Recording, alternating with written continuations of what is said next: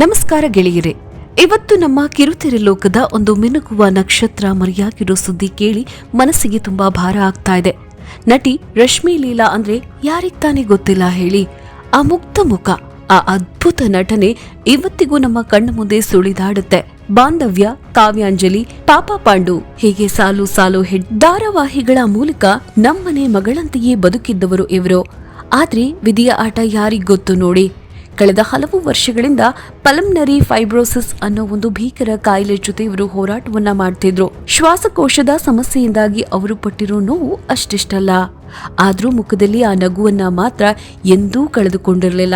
ಸಾರಕ್ಕಿ ಮಂಜು ಅವರು ರಶ್ಮಿಯವರು ಹಾಗೂ ಇವರಿಗೊಬ್ಬಳು ಮುದ್ದಾದ ಮಗಳು, ಸುಂದರ ಸಂಸಾರ. ಆದರೆ ವಿಧಿಗೆ ಆ ಕುಟುಂಬದ ಮೇಲೆ ಕಣ್ಯಾಕ್ ಬಿತ್ತೋ ಗೊತ್ತಿಲ್ಲ. ರಶ್ಮಿಯವರಿಗೆ 7 ವರ್ಷದಿಂದ ಪಲ್ಮನರಿ ಫೈಬ್ರೋಸಿಸ್ ಎಂಬ ಕಾಯಿಲೆ ಇತ್ತು. ಆ ಕಾಯಿಲೆ ಜೊತೆಗೆ ಹೋರಾಡುತ್ತಲೇ ಬದುಕನ್ನು ಚಂದವಾಗಿ ಕಟ್ಟಿಕೊಂಡಿದ್ದರು ರಶ್ಮಿಯವರು. ಆದರೆ ಬರುತ್ತಾ ಕಾಯಿಲೆ ಗಂಭೀರವಾಯಿತು. ಅವರ 2 ಶ್ವಾಸಕೋಶಗಳು ಕೆಲಸ ಮಾಡುವುದನ್ನ ನಿಲ್ಲಿಸುವ ಹಂತಕ್ಕೆ ತಲುಪಿತು. ರಶ್ಮಿಯವರಿಗೆ ಉಸಿರಾಡುವುದೇ ಹೋರಾಟ ಎನ್ನುವಂತಾಗಿತ್ತು.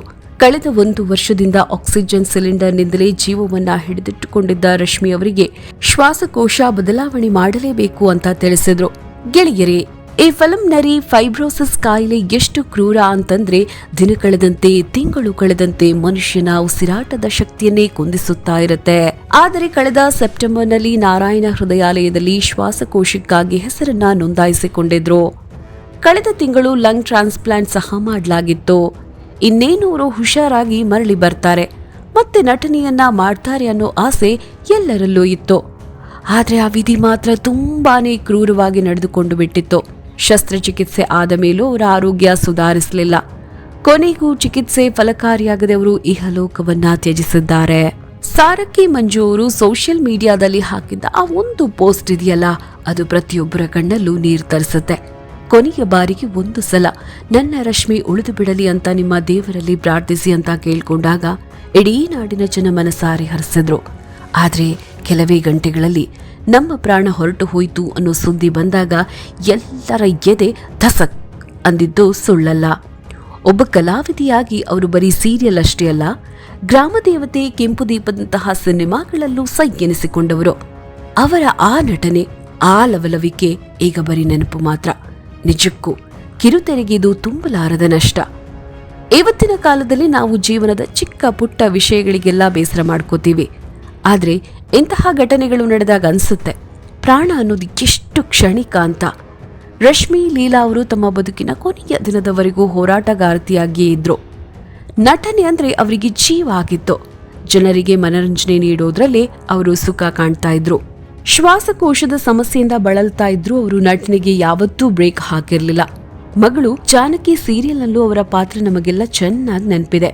ಅಂತಹ ಅದ್ಭುತ ಪ್ರತಿಭೆ ಇಷ್ಟು ಬೇಗ ನಮ್ಮನ್ನ ಅಗಲ್ಬಾರ್ದಿತ್ತು ಅಂತ ಎಲ್ಲರಿಗೂ ಅನ್ಸೋದು ಸಹಜ. ಒಬ್ಬ ವ್ಯಕ್ತಿ ಮರೆಯಾದಾಗ ಅವರು ಮಾಡಿದ ಕೆಲಸಗಳು ಮಾತ್ರ ಇಲ್ಲಿ ಶಾಶ್ವತವಾಗಿ ಉಳಿಯುತ್ತವೆ. ರಶ್ಮಿ ಲೀಲಾ ಅವರು ಹಂಚಿದ ಆ ಪ್ರೀತಿ, ಆ ನಗು ನಮ್ಮೆಲ್ಲರ ಮನಸ್ಸಿನಲ್ಲಿ ಸದಾ ಹಸಿರಾಗಿರುತ್ತೆ. ಇವತ್ತು ಅವರು ಭೌತಿಕವಾಗಿ ನಮ್ ಜೊತೆ ಇಲ್ದಿರಬಹುದು, ಆದ್ರೆ ಕಿರುತೆರೆಯ ಇತಿಹಾಸದಲ್ಲಿ ಅವರ ಹೆಸರನ್ನ ಯಾರೂ ಕೂಡ ಅಳಿಸೋಕೆ ಸಾಧ್ಯವಿಲ್ಲ. ಅವರ ಕುಟುಂಬಕ್ಕೆ, ವಿಶೇಷವಾಗಿ ಅವರ ಪತಿ ಸಾರಕ್ಕಿ ಮಂಜು ಅವರಿಗೆ ದುಃಖವನ್ನ ಭರಿಸೋ ಶಕ್ತಿಯನ್ನು ಆ ದೇವರು ನೀಡ್ಲಿ ಅಂತ ನಾವೆಲ್ಲರೂ ಕೇಳಿಕೊಳ್ಳೋಣ. ಇಂತಹ ಒಳ್ಳೆ ಕಲಾವಿದರನ್ನ ಕಳೆದುಕೊಂಡಾಗ ಮನಸ್ಸು ತುಂಬಾ ಶೂನ್ಯವಾಗ್ಬಿಡತ್ತೆ. ರಶ್ಮಿ ಲೀಲಾ ಅವರ ಆತ್ಮಕ್ಕೆ ಶಾಂತಿ ಸಿಗ್ಲಿ ಅನ್ನೋದೇ ನಮ್ಮೆಲ್ಲರ ಆಶಯ. ಗೆಳೆಯರೆ, ಈ ಬದುಕು ಅನ್ನೋದು ತುಂಬಾ ವಿಚಿತ್ರ. ಯಾರಿಗೆ ಯಾವಾಗ ಏನಾಗುತ್ತೆ ಅಂತ ಹೇಳೋಕ್ಕಾಗಲ್ಲ. ರಶ್ಮಿ ಲೀಲಾ ಅವರ ಈ ಅಗಲಿಕೆ ನಮಗೆ ಕಲಿಸೋ ಪಾಠ ಒಂದೇ: ನಮ್ಮ ಸುತ್ತಮುತ್ತ ಇರೋ ಜನರನ್ನ ಪ್ರೀತಿಸೋಣ, ಬದುಕಿರೋವರೆಗೆ ಖುಷಿಯಾಗಿರೋಣ. ಯಾಕಂದ್ರೆ ಸಾವು ಅನ್ನೋದು ಯಾವಾಗ ಕದ ತಟ್ಟುತ್ತೆ ಅನ್ನೋದು ಯಾರಿಗೂ ಗೊತ್ತಿಲ್ಲ. ಈ ಶ್ವಾಸಕೋಶದ ಕಾಯಿಲೆ ಎಷ್ಟೊಂದು ಅಪಾಯಕಾರಿ ಅನ್ನೋದನ್ನ ಈ ಘಟನೆ ನಮಗೆ ಮತ್ತೊಮ್ಮೆ ಎಚ್ಚರಿಸಿದೆ. ಆರೋಗ್ಯದ ಬಗ್ಗೆ ಕಾಳಜಿ ಇರಲಿ. ನಮಸ್ಕಾರ.